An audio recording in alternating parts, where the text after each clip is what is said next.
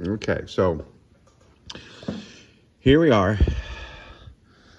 I'm still trying to figure out this PO code, this 2509. Keeps referring to battery cables. I've cleaned these all up, but I do have some issues with them.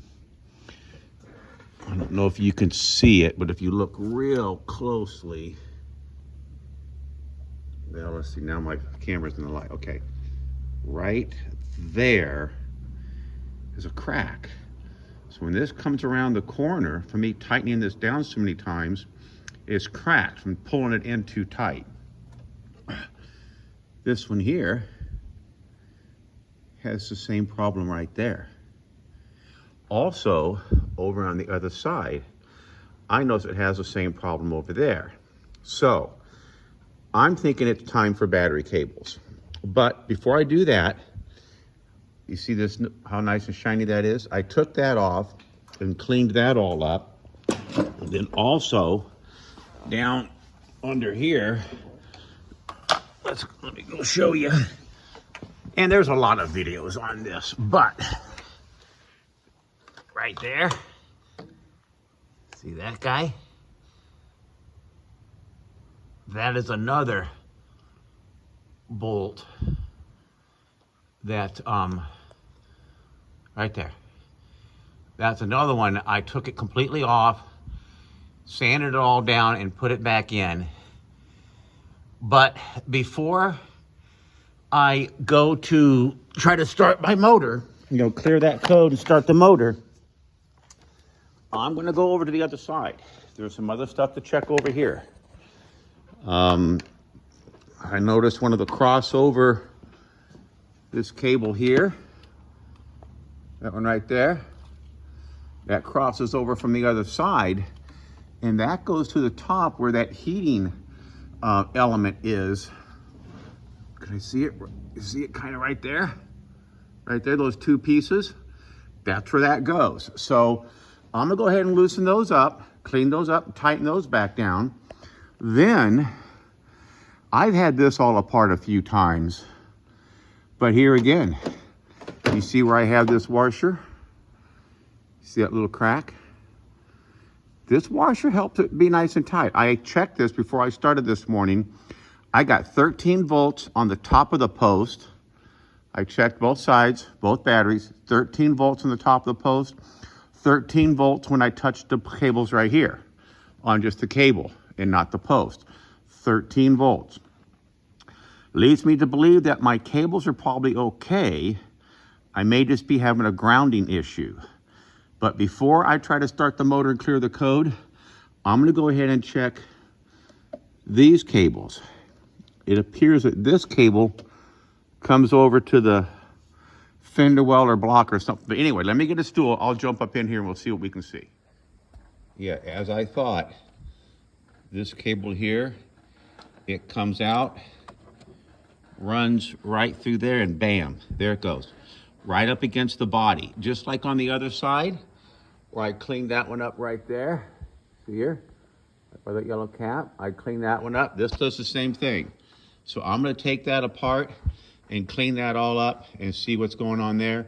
And then I'm gonna dive into this. I'm gonna check this connection right here on the positive. And then where this cable comes off the power right here, it runs here into the fuse panel, bam, right there. I'm gonna take that apart and clean that up. And then where this positive cable here, I think this runs down to the starter. See the thing wiggling down there? I'm gonna chase that down and we're gonna check that as well. So, guys, this is good because honestly, when I got underneath the truck over there on the other side, I found this engine hose leaking. What it is, right there. See there? That guy right there had just a little bit of drip of water coming off of it. I also noticed there's this other thing over here that looked wet with moisture too. Now it's been just butt-ass cold here, down below zero. like -7 here a week or so ago. So that's a little chilly for our area. So this thing may be sweating off some moisture here and there. But either way, I'm going to do diligence on these batteries. I'm going to keep going through these cables. And then I'm also going to pop this fuse panel open and see if I can find that starter relay.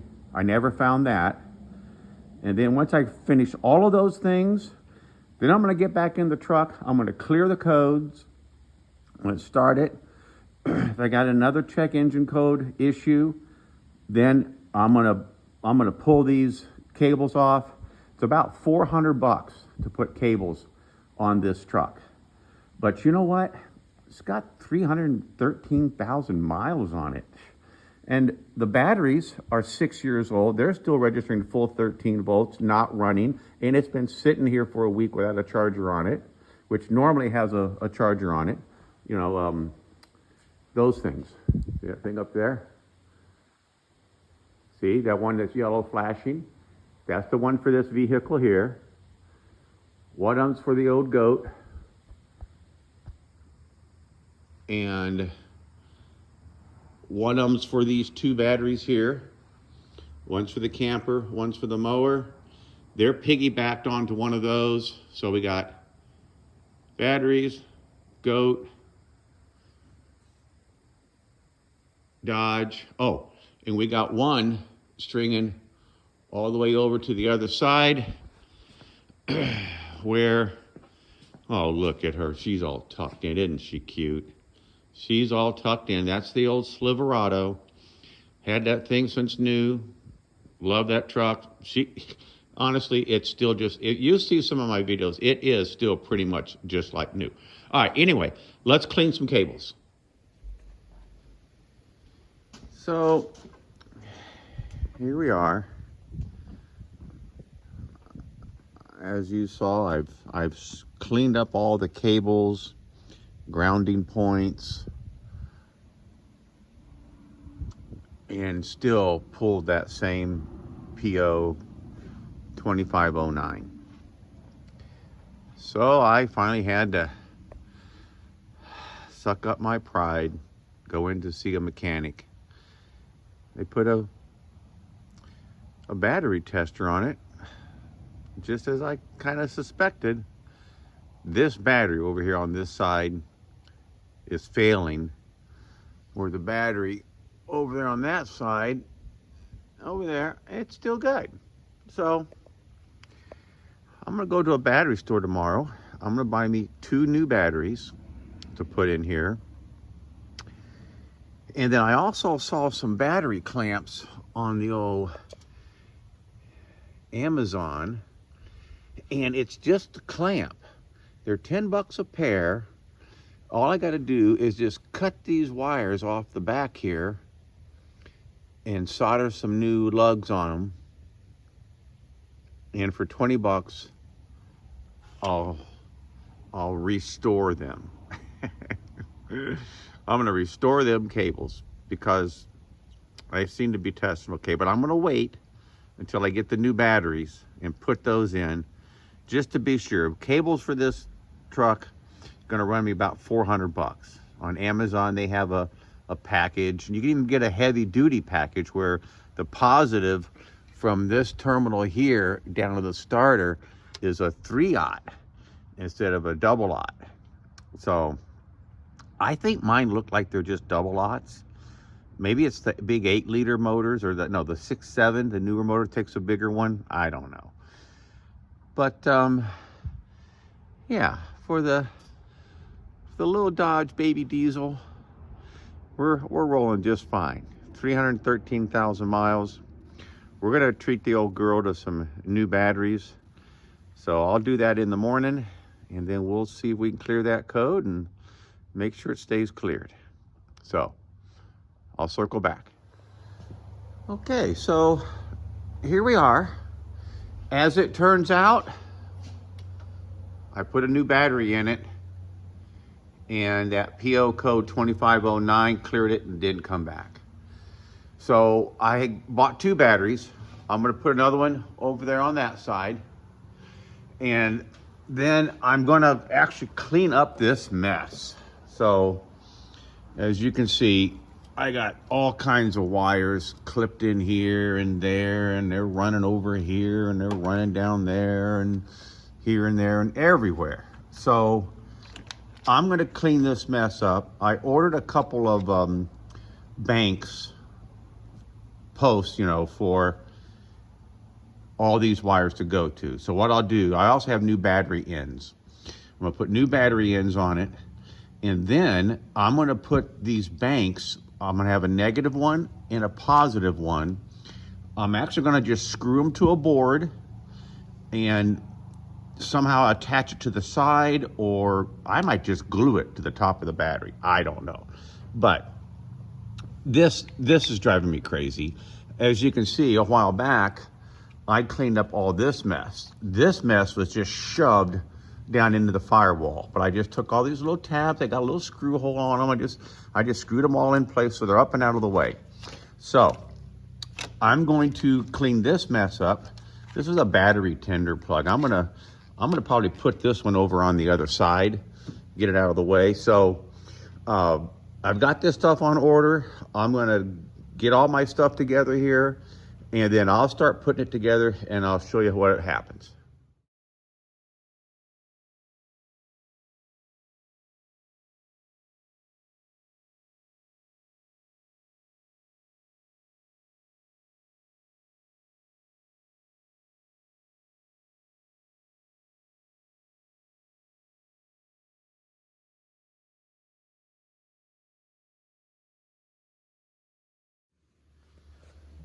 All right, well, we're back. As you can see, I removed the positive and negative off of this side here. I went ahead and soldered me in a lug over on this side, so it's ready to go back to the negative. This is, or no, that's the positive. Yeah, this is the positive side. So then these are the two positive. I just left this bolt through them just so I don't lose track of them. So that's gonna go back on this other post. Over here on this side, as you can see, I've cut the cables off of this end and that side. This is the new battery. I still have the new one to put in over there. I've soldered some lugs to it. Again, just loop these two together because these can just go right back on. These are those banks I was referring to. As you can see inside of here, it's got a place for 4 attachments. So I think I'm still gonna use these, and I'm just gonna do like I previously said. I'll put a board on top of this, screw these down, run all my positive over to this side, run all my negative over to this side. That way I won't have a half a dozen different little wires coming off here and there. So anyway, I'm gonna go ahead and I just got my delivery of these clamps. These are my new clamps. I got these off of Amazon. They seem to be pretty sturdy. It's 5/16 on this side. I did make the mistake. I ordered lugs and I couldn't find lugs. This is a 3/8 hole. I should have gotten a 5/16, but it has to go for a double out wire. Kind of messed up, but I think it's gonna be just fine. We're gonna go ahead and use these, solder it all together, and then, yeah, we'll put her on the truck. All right, here we go. Okay, so I'm gonna go ahead and solder one of these ends just so you can kind of see what it looks like. And then of course I'll just knock them all out. But anyway, so it's pretty simple. You just strip your wire back a little bit, as you can see. You put your little heat sleeve on it, so it's there and ready to go when you get all this soldered together. Now I'm going to light my torch up. Now I use a couple different solders. I think this solder must just be more designed for like plumbing things that you have a torch all the time. I try using my my Wells soldering gun with it, and it just doesn't seem to work well. This finer wire works well, and this also has flux. Or rosin filled, I should say. So this works really well to finish it off. So you'll see in the beginning, I'll start with this and get this thing filled up. And then once I push the wire into it, then I'll grab this smaller one and continue to feed it to get it to fill up. So here we go.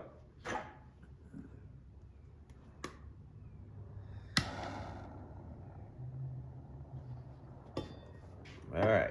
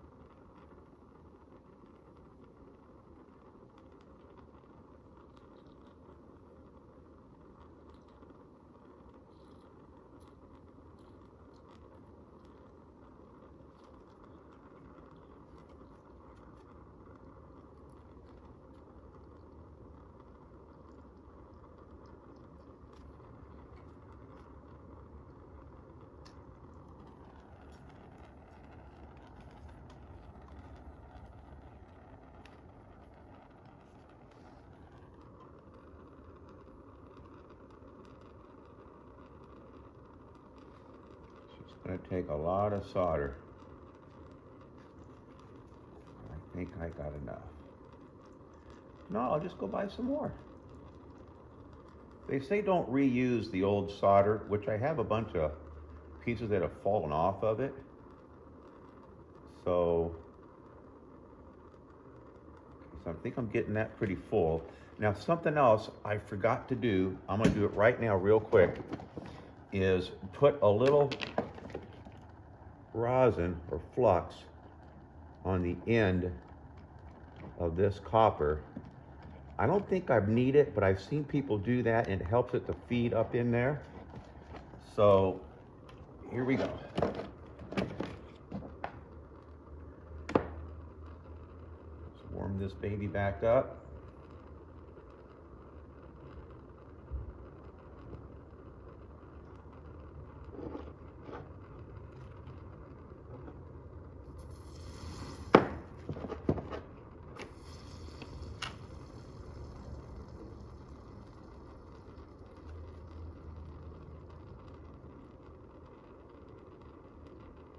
Come on, baby.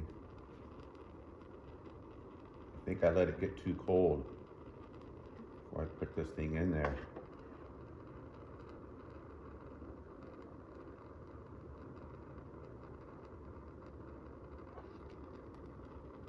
Here we go. She's starting to work here a little bit.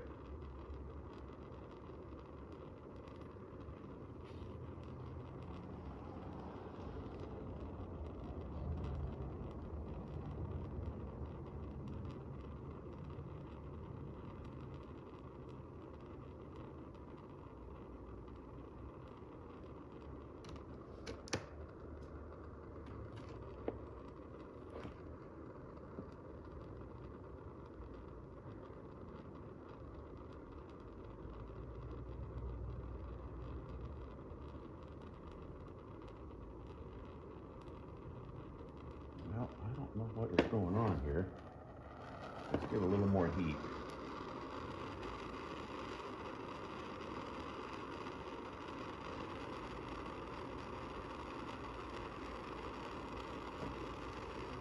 Okay, she's boiling up now.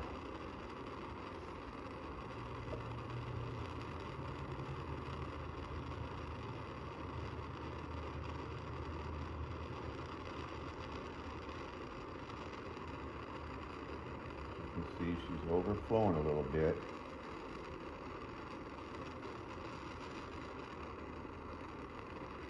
Okay, I think that's about it. Now, it doesn't look like it needs any of this fine stuff, although I can put it in there. As you can see, it's hot enough that it's melting it.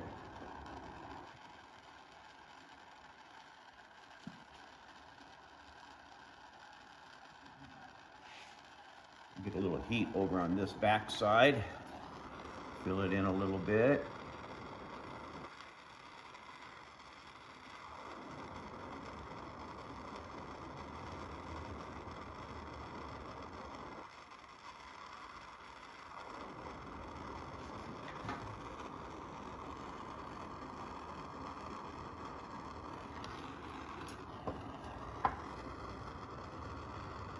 A little tricky, but it'll work.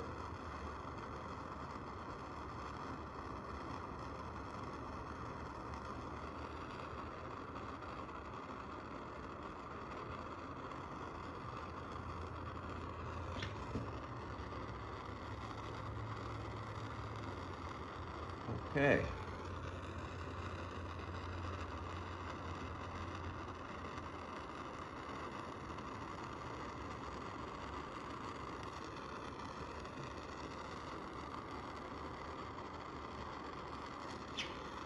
Look at that.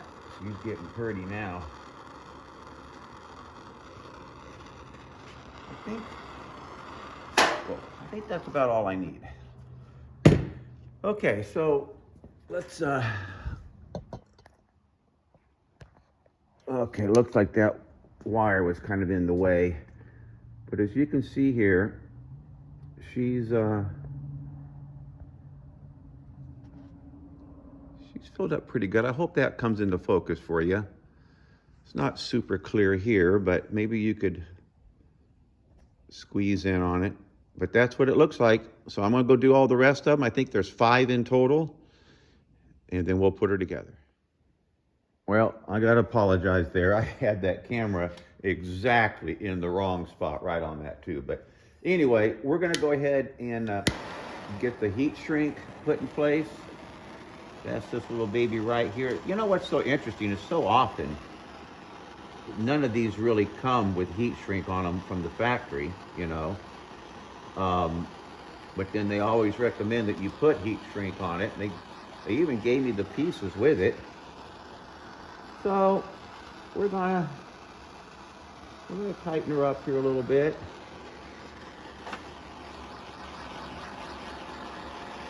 I think that's probably pretty good.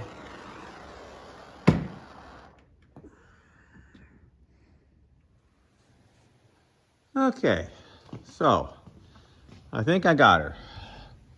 As you can see here, I got new battery terminals on. I got these from Amazon, pretty heavy duty. This nut only operates the clamp. This nut operates your other accessories that go on here. So there's your power supply from the other side. These are, this comes from your alternator. This comes from your starter relay, which I think is the fuse link for your heater. You know, when your vehicle is cold in the morning, there's like a glow plug. That's what it is, glow plug heater. Okay, then over here on this side, I've got this ground connected to this post. I'm sorry, I'm not a very good videoer. And then as I said previously, I have my battery tender set up on this side because that's where my wires come from, on this side. So now over here on this other side, it got a little more technical. So on this side, once again, we have 2 new battery posts, 1 on each side. This is a ground that comes from the lower frame area. No, this comes from the block. This comes from the frame. This goes right over here to the body. And so as you can see, I created a link to link the grounds to this terminal here. Same with over here on the power side. So here's my power cable that comes from the other side. This is my power cable that goes down to the starter. This is my jumper over here to the battery bank. And then coming off of this, I don't know what all this stuff is. I think this is the programmer. This has to do with some, this is my aftermarket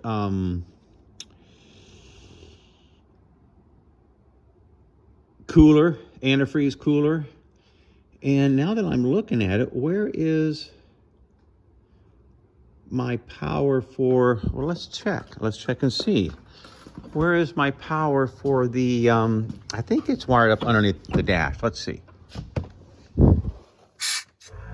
Yeah, those are the trailer, no, the airbags. Okay, so there's airbags, it has a pump, and then there is a aftermarket transmission cooler that has its own radiator and fan, which I run all the time. Keep that temp down around 160, 170 if I can. So that's it. So as you can see, no big thing, a little bit of time, a little bit of effort, a few connectors. I don't know, this was, this pair of things I think was 28 bucks. These were $10 a pair. So I've got 20, so I've got 48 bucks in this. And yeah, I guess that's it. And then the new batteries, I think those were about $1.25 each. So I've got 2 new batteries. You know what's interesting though? I will say this. Okay, so this battery was bad. The one that was in here before. Tested it. It tested bad. That battery over there that was over there, it tested good. So I pulled it out and kept it and still put 2 brand new batteries in it. But here's what's so interesting. When I took this apart, right down in here is a clamp that wedges in place, that holds your battery in place, to keep it from bouncing around. Well, that wedge was gone and the bolt was broke off. Over there on that side, the wedge is still there and it's not broke off. So it makes me wonder, did this truck go for a whole cycle where it only wore out 1 battery and the other battery that was over there that is 6 years old is still good? Is that a sign that this side pulls more amps and wears out batteries quicker and that side doesn't? I don't know. Something to think about. Anyway, so we have another little project right here. This is a inline circuit breaker. I'm gonna run a full 8-inch or 8 AWG wire from here all the way to the back of the truck bed, because these Lance campers require a full power supply and ground from your battery and will not work off of your hitch 7-way. So don't cut those things off, guys, like some people have done, because then you got to go buy another one and they're about 125 bucks. Shipping, tax, you're about 150 bucks. So, all right, here we go. I'm going to get this posted and then we'll circle back and we'll go through this. We'll do this and give you a little video on that too.